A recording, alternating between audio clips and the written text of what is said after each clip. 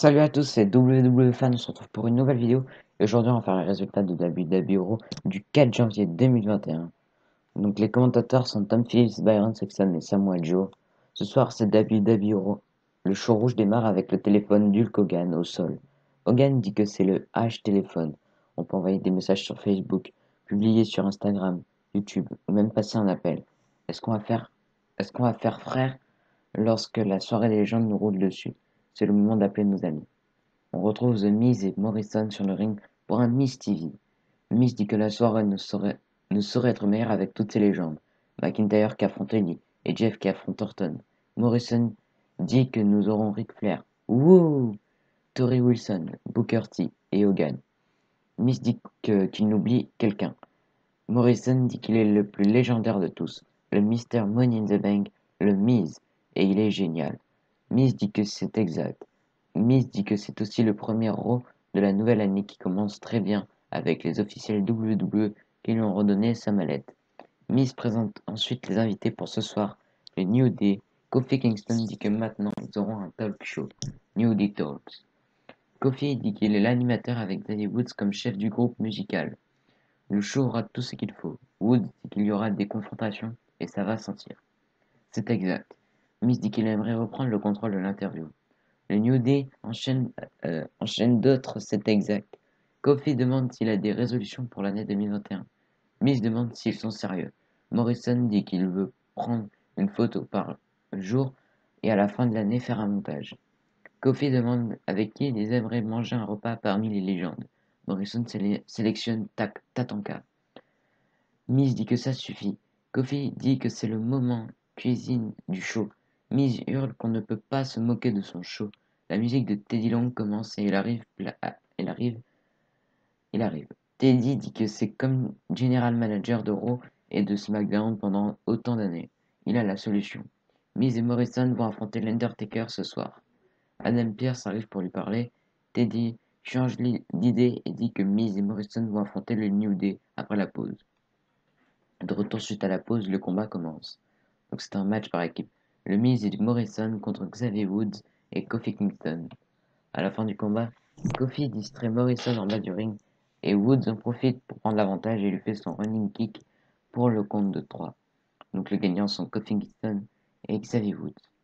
On présente une vidéo de lundi dernier à Raw, alors que Randy Orton a menacé d'incendier Alexa Bliss. En coulisses, Charlie demande à Orton à quoi il pensait lundi dernier. Orton dit que les voix dans sa tête lui disaient de le faire, mais il n'a pas été capable de le faire. Il a réalisé pourquoi, lorsqu'on affronte le Fiend, quelque chose change à l'intérieur. Ce qui fait qu'il a montré de la compassion et de la pitié à Alexa Bliss. Maintenant, il réalise qu'il est vraiment capable de tout et n'importe quoi. Il faut imaginer ce qu'il peut faire s'il redirige cette haine sur quelqu'un d'autre. Il aimerait rencontrer des légendes, discuter et leur rappeler pourquoi il est le tueur de légendes.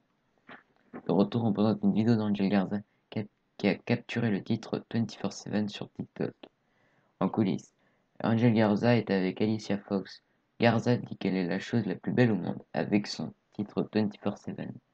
Fox le traite d'ignorant et s'en va. Garza marche plus loin et croise Tatanka, Mickie James et Sergeant Slaughter. Garza dit qu'il ne peut pas être plus heureux que par leur présence. Garza donne une rose à Mickie James, mais Slaughter lui enlève et lui fait peur. Donc c'est un match simple.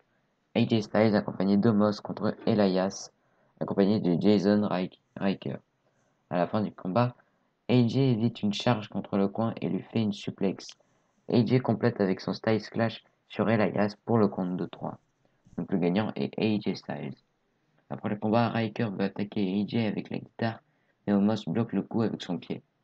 Dans une vidéo plus tôt aujourd'hui, Charlotte Flair dit qu'il ne faut pas écouter les critiques et se lancer. Pour cette raison, elle annonce sa participation au Royal Rumble match avec comme intention de gagner. De retour, Riddle discute avec Big Show pour être les Big Bros. Riddle dit qu'il doit aller se préparer pour son match contre Lashley, mais il va continuer de réfléchir à des idées d'équipe. Randy Orton arrive et demande comment il se sent alors que le Big Show ne peut plus combattre. La carrière du Big Show est terminée après le punt kick qu'il lui a infligé, alors merci à lui. Big Show dit qu'il peut combattre maintenant. Orton l'attrape par le cou pour le provoquer. Show dit qu'il va garder son calme, il est bien fier d'être dans cette soirée de légende. Orton dit que c'était le cas Si c'était le cas, le show ferait quelque chose. Maintenant, il va aller se présenter à d'autres légendes. Avant le combat, Lacey Evans dit que c'est le moment de montrer aux légendes à quoi ressemble une future légende. Donc c'est un match par équipe qui n'est pas pour le titre. Charlotte Flair et Asuka accompagnés de Ric Flair contre Peyton Royce et Lacey Evans. À la fin du combat, Charlotte fait un moonsault sur Evans et Royce, Asuka sur Evans et Royce. Asuka entre dans l'action et fait un running kick sur Royce pour la couvrir, mais elle résiste. Charlotte prend ensuite la tag et fait son natural selection sur Royce pour la couvrir, mais Evans brise le compte. Evans fait un neckbreaker à Asuka pour la sortir du ring. Evans s'approche de Ric Flair pour le courtiser, mais Flair lui fait un dropkick. Flair évite un coup de Royce en retournant sur le ring, mais Ric Flair tire la jambe de Charlotte. Royce en profite pour faire un contre rapide sur Charlotte pour la victoire. Donc les gagnantes sont Peyton Royce et Lacey Evans. Après le combat, Evans s'embrasse Ric Flair sur la joue pour ensuite partir. Charlotte dit à son père de rester loin de ses affaires et lui demande de partir. En coulisses, Sheamus et Drew McIntyre sont ensemble. McIntyre dit qu'il est prêt pour ce soir et montrer son talent en légende. Sheamus lui dit de donner un coup de pied de plus à Keith Lee. Hulk Hogan et Jimmy Hart arrivent. Hogan dit qu'il est si excité pour le combat de championnat. Il est clair que McIntyre prend ses vitamines. Il est un bon champion et il se voit en McIntyre. McIntyre le remercie et demande si la grande voix de Sheamus lui rappelle Jimmy Hart. Sheamus dit que ce n'est pas drôle. Jimmy hurle sur Sheamus dans son porte-voix. Hogan dit qu'il reste une chanson. McIntyre demande ce qui va arriver lorsque la Claymore Mania va rouler sur Keith Lee. De retour, les catcheurs arrivent. Donc c'est un match simple qui n'est pas pour le titre. Riddle contre Bobby Lashley accompagné de MVP. À la fin du combat, Riddle monte sur le coin, mais MVP monte sur le tablier pour distraire. Lashley en profite pour frapper Riddle et lui fait un Dominator. Lashley enchaîne avec son Hurtlock. Riddle tape, mais l'arbitre est hors position alors qu'il voulait éviter un coup. Lashley croit avoir gagné, mais Riddle le surprend avec un roll-up pour la victoire. Donc le gagnant est Riddle.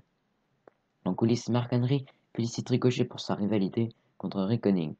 Randy Orton arrive pour le saluer et il voulait en profiter pour annoncer sa participation au Royal Rumble match 2021. Est-ce qu'Henry va le faire? Il semblerait qu'après toutes ces années, l'homme le plus fort au monde ne peut plus catcher en plus de se déplacer en mobilette. Orton demande à quelle vitesse il peut se déplacer. Henry répond suffisamment vite pour se débarrasser de lui. Orton l'arrête et dit qu'après le Hall of Pain, il devrait donner beaucoup de factures à Henry. Mais il pensait lui donner une chance. Est-ce qu'il veut terminer au sol ou partir? Henry décide de partir pendant qu'Orton lui hurle de quitter son building. De retour en coulisses, Charlie demande à Bobby Lashley sa réaction. MVP dit que Lashley a été volé d'une victoire. Riddle a tapé.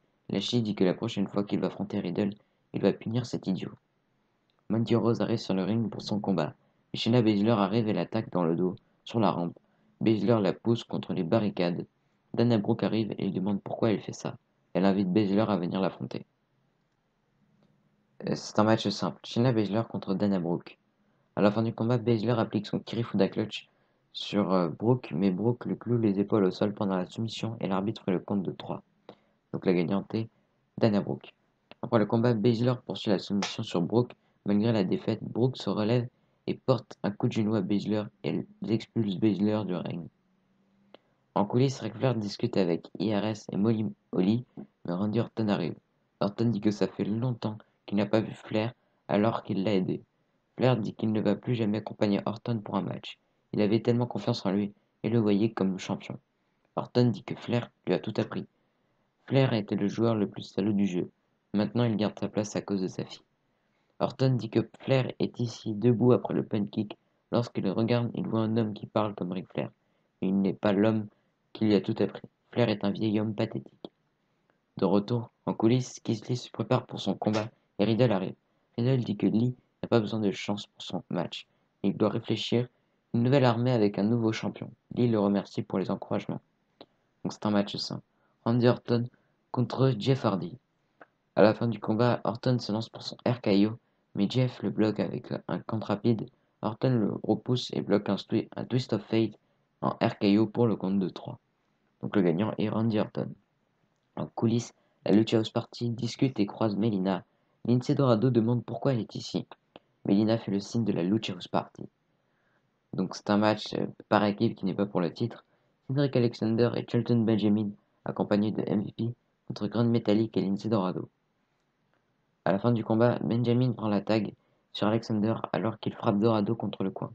Alexander n'est pas content, Dorado en profite pour pousser Alexander en bas du ring et lui fait un contre-pied à Benjamin pour la victoire. Donc les gagnants sont la Lucha House Party. Après le combat, MVP est furieux contre Benjamin et Alexander et leur dit qu'il ferait mieux de s'entendre. Alexander décide de partir seul. En coulisses, Nikki Cross discute avec Torrie Wilson. Angel Garza arrive pour lui offrir une rose. Wilson dit qu'elle est en discussion. Elle est un peu occupée. Il devrait aller voir. Il y a Ariana Grande et Cardi B plus loin. Garza va voir dans la pièce pour trouver Cardi B, mais c'est le Boogeyman qui est là et lui fait peur. R-Truth s'en profite pour faire un roll-up à Garza et retrouver son titre 24/7. Truth quitte célébrer avec Wilson et Cross. Ron Simons arrive et lâche un Dame en regardant Garza au sol. De retour, Keith Lee arrive sur le ring alors que les légendes l'attendaient sur la scène. Donc c'est le main event, c'est un match pour le titre WWE. Drew McIntyre contre Keith Lee. À la fin du combat, Lee fait un Spanish Fly à McIntyre et le couvre, mais il résiste à deux. Lee va enchaîner avec son finisher, McIntyre le repousse et lui fait un Spinebuster pour le couvrir, mais il résiste. McIntyre se lance pour son Claymore, mais Lee le bloque. Lee le prend pour sa powerbomb, mais McIntyre le repousse et lui fait son Claymore pour le compte de 3. Donc le gagnant est Drew McIntyre. Après le combat, McIntyre lève Lee pour l'aider. McIntyre prend le micro et allait parler, mais la musique de Goldberg commence. McIntyre veut serrer la main de Goldberg, mais il refuse. Goldberg dit que McIntyre a tout ce qu'il faut pour représenter la WWE avec sa grandeur et son athlétisme. Il lui manque une chose, le respect. Il a entendu ce que McIntyre a dit, mais il ne pense pas ainsi. McIntyre regarde les légendes comme de vieux hommes et femmes épuisés. McIntyre se pense meilleur qu'eux à leur jeune âge, qu'aucune légende n'est une menace. C'est à ce moment que McIntyre se trompe et qu'il intervient. Goldberg dit que tout repose sur le respect. Il ne vient pas ici uniquement pour proférer des menaces, il est ici pour challenger McIntyre au titre WWE au Royal Rumble. McIntyre dit que Goldberg va entrer dans sa tête. Il y a 20 ans, Goldberg était le monstre indestructible, mais il n'est plus ce gars. Affronter Goldberg serait comme affronter son père. Goldberg pousse McIntyre au sol. McIntyre se relève et les deux se bousculent. Le show se termine ainsi.